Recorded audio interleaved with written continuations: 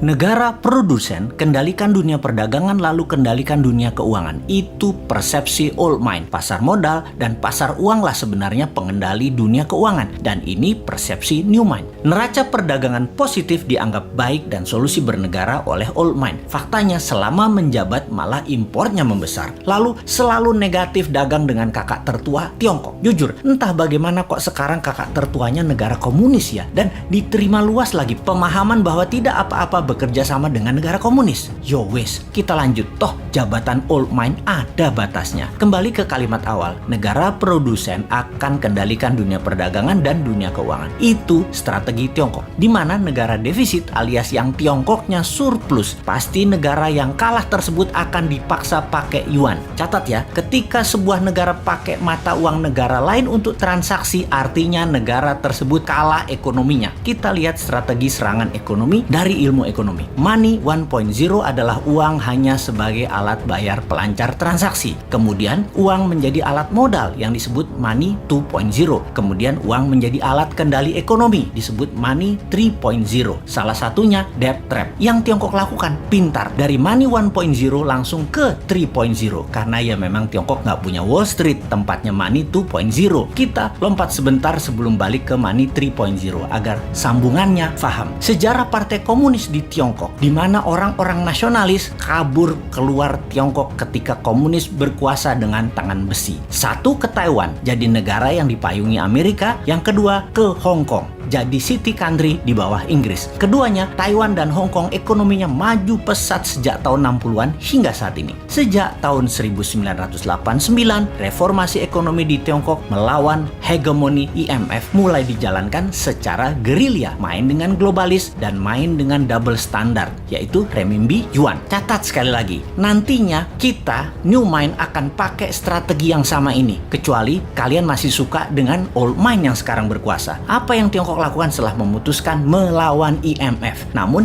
di permukaan pura-pura taat pada Amerika? Ini terjadi di zaman Deng Xiaoping awal mulanya. Mereka jadi negara produsen buruh murah. Maklun mengerjakan sebagai tukang jahit apa saja yang disuruh globalis. Lalu perlahan menggeser dari maklun tukang jahit menjadi negara produsen. Maklun ini adalah strategi agar terjadi pembiasaan. Ketika awal menjadi negara produsen, Tiongkok mengizinkan pemalsuan atau kopi atau tiru merek-merek ternama dunia untuk beredar di dalam negerinya. Semakin mahir, maka mulai negara membiayai sektor hulu produsen, pabrik-pabrik dengan uang renminbi yang uang tersebut tidak boleh beredar di luar negeri, hanya boleh beredar di Tiongkok. Inilah awal tahun 90-an mereka lakukan ini semua secara masif, secara gila-gilaan. Apa saja dibangun. Dan setelah menjadi pengendali produksi, mulai ekspansi di tahun 2013 dengan strategi BRI, yaitu Belt Road Initiative. Perlu banyak negara yang harus dikendalikan oleh Tiongkok. Perlu banyak negara yang penduduknya lapar dan pemimpinnya lemah agar mudah dikendalikan agar membeli barang-barang Tiongkok dan menggunakan mata uang Tiongkok. Awalnya dengan memberi pinjaman. Namun bukan uang tetapi barang, seperti jalanan dibangunin. Pokoknya jadi barang. Jembatan dibangun jadi barang, pelabuhan, bandara, jaringan kereta api yang semuanya punya kesamaan, yaitu pelancar jalur angkutan barang guna menciptakan ketergantungan terhadap produk Tiongkok dan kelancaran distribusi barang. Kemudian kendali atas pasar